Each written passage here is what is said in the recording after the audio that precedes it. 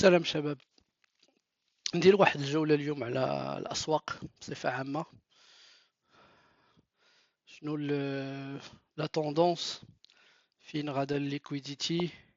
كيف ما كنقول ديما جوج الحاجات اللي هما مهم نتبعوهم، لا توندونس دو مارشي اي ليكويديتي. مي قبل دايما خاص الواحد يدير واحد كومون دير واحد لا كونسلطاسيون ديال لي زانديكاتور، باسكو سي لي زانديكاتور que ça soit économique ou qui sont liés à la géopolitique, qui font bouger les marchés. Après, bien sûr, il y a le momentum des entreprises, il y a les publications des résultats des entreprises, tout ça. غنحاول ندير واحد la vidéo par la suite باش نشوفوا comment on peut trader نتداولوا المومنتوم ديال الشركات وحتى البوبليكاسيون ديال les résultats ديال الشركات. Alors pour aujourd'hui, déjà sur عندنا واحد l'indicateur, ce qu'on appelle l'indicateur de peur et de cupidité, qui mesure le sentiment des investisseurs. Ça, c'est important de le consulter chaque jour. قبل ما تدخل السوق, consulter l'indicateur peur et cupidité parce que مهم. كنشوفوا déjà on est sur du vert, ça veut dire que les investisseurs ils n'ont pas peur d'aller au marché, d'investir un peu leur argent. Ok, déjà, tu as le sentiment. On a un indicateur aussi important, ça concerne l'indice SP500 versus la moyenne mobile 125 jours. هذا كيعطينا la dynamique du marché. C'est important. Ça veut dire que l'indice, il va nous donner le marché aujourd'hui. Est-ce qu'on est vraiment sur une tendance haussière ou là on est vraiment sur une tendance baissière, parce que ça montre que les investisseurs, ça peut montrer que les investisseurs ils sont devenus nerveux, ils y croient pas ou là ils font pas confiance. Donc pour le moment on voit un petit déclin, d'accord, c'est normal parce que c'est après Trump, le marché se comportait بواحد الطريقة اللي هي ماشي عقلانية, بحال تقول excité, hein, si j'ose dire. Ou d'abord, il y a un petit déclin. On revient à un état normal. On se pose, on met les stylos à table et on regarde est-ce qu'on est réaliste ou là. Donc là, on est, on va dire vert, mais aussi on voit de la prudence. Un peu, on va dire sur le côté des nouveaux sommets et le creux sur 52 semaines au niveau de la bourse de New York. On voit que, ok, un peu de peur. C'est normal parce que les gens ils n'arrivent pas à décrypter ce qui s'est passé chez notre الأيام. D'accord. Un indicateur اللي هو مهم عندنا هو la volatilité du marché. هذا l'indicateur très important à consulter chaque jour. Ce qu'on appelle le VIX versus on va dire, et sa moyenne mobile sur 50 jours. Pour résumer, quand ça dépasse les 50 jours, la moyenne mobile, là on est vraiment sur un marché en baissier. On a une tendance globale baissière. Par contre, si il est en dessous de 50, la moyenne mobile 50, là on est sur une tendance haussière. هنا كيعطيونا on va dire l'état global du marché, on va dire des marchés financiers avec un focus aux États-Unis, parce que entre nous, qu'on le veut ou qu'on le veut pas, c'est les États-Unis qui font bouger les marchés à l'international. حاجة أخرى, on va regarder le calendrier aujourd'hui, surtout les indicateurs économiques اللي عندهم un impact sur le marché, avec un focus là les États-Unis. Donc déjà, on a juge les à un niveau à surveiller.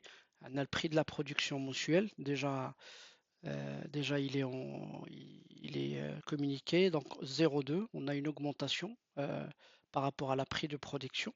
D'accord.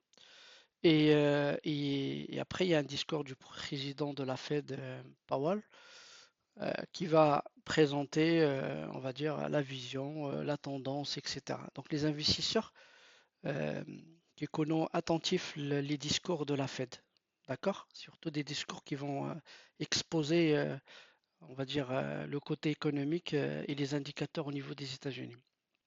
Donc chaque jour, il faut consulter les indicateurs. Si on parle des indicateurs, il y a trois indicateurs les مهمين à surveiller, on va dire, chaque période, chaque communication des taux. On a le taux d'intérêt.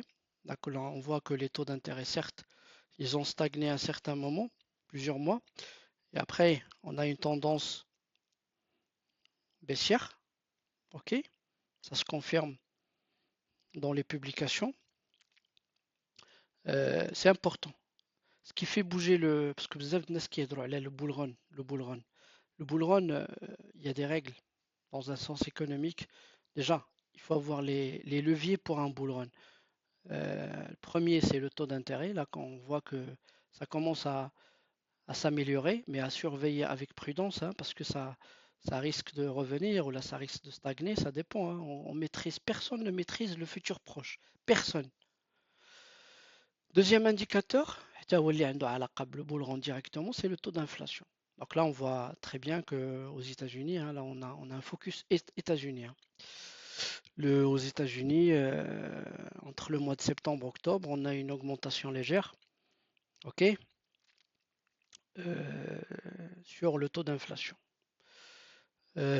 Troisième indicateur, taux de chômage. Donc entre septembre et octobre, on est sur le même, on va dire le même taux, 4,1%. Donc à surveiller. Donc les trois indicateurs, le taux d'intérêt, le taux d'inflation et le taux de chômage, c'est ce qui peut conditionner qu'on peut parler déjà d'un bull run sur le principe économique. D'accord? Il ne faut pas parler de bull run parce que une manipulation fait le Bitcoin et que le market maker il veut que le Bitcoin atteigne un niveau pour des raisons autres que, que économiques. Il faut vraiment la manipulation. Et les gens qui utilisent bull run, malheureusement, ils n'ont pas de connaissances ni sur les marchés financiers, ni sur l'économie mondiale. Et ça, c'est malheureux.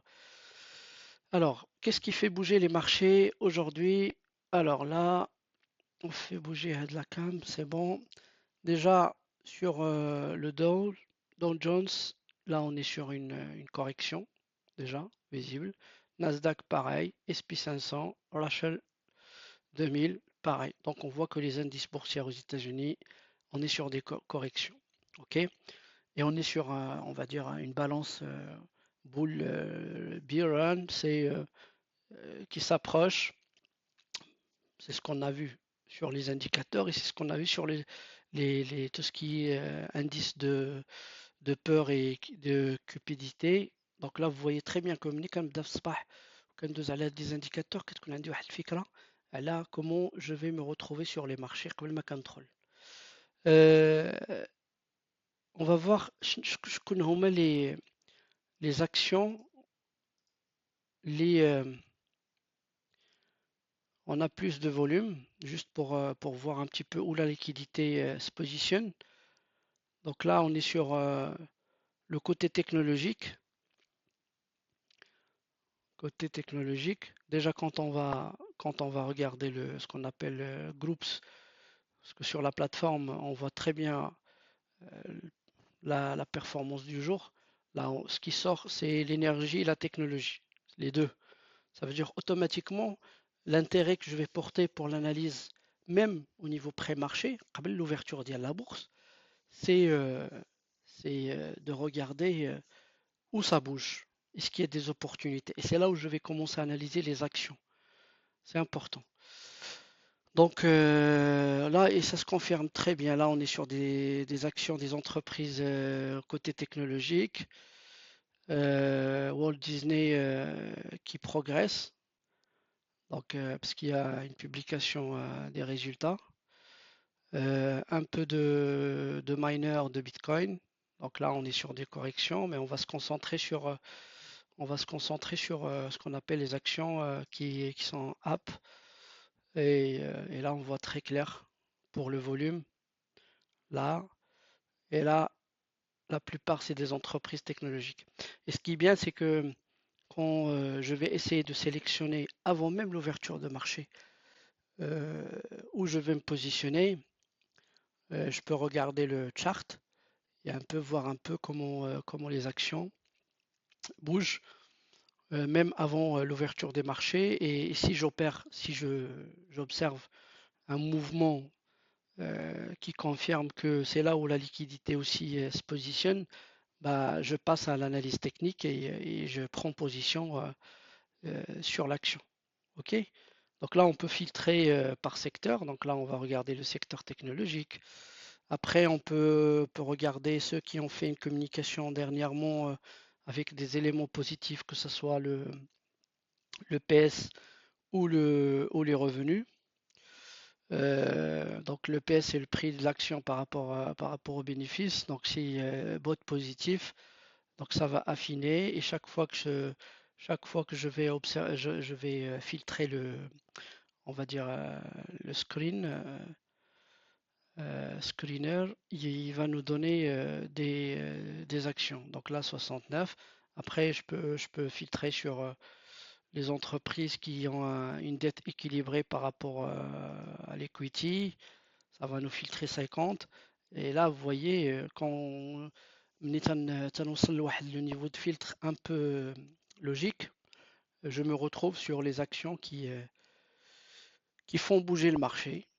Et là, je vais regarder, par exemple, sur Nvidia, comment ça se passe techniquement, etc. Donc, par la suite, je peux faire une vidéo pour l'analyse technique. بطريقة سهلة. Parce qu'il ne faut pas compliquer les choses. Aujourd'hui, la bourse, كل شيء كل واحد يقدر يدخل لابوس ويستثمر فيها que ce soit مستثمر على المدى البعيد أو القصير أو لا pour trader au fur et à mesure parce que trader c'est pas comme investir باش نكونوا واضحين mais ما كاينش شي حاجة اللي هي صعيبة. Il faut juste appliquer une méthode et être accompagné par une personne qui va vous faciliter les choses يسهل عليك الحياة ماشي يعقدها. Euh, donc après, ce qui est intéressant aussi de voir, là on voit le dollar, donc l'indice de devise dollar. Là on voit que le dollar, vous voyez, la valeur d'yellow طلعت avec les promesses de Trump d'améliorer l'économie. Donc il y a un sentiment de confiance qui s'instaure. On va voir comment ça va évoluer.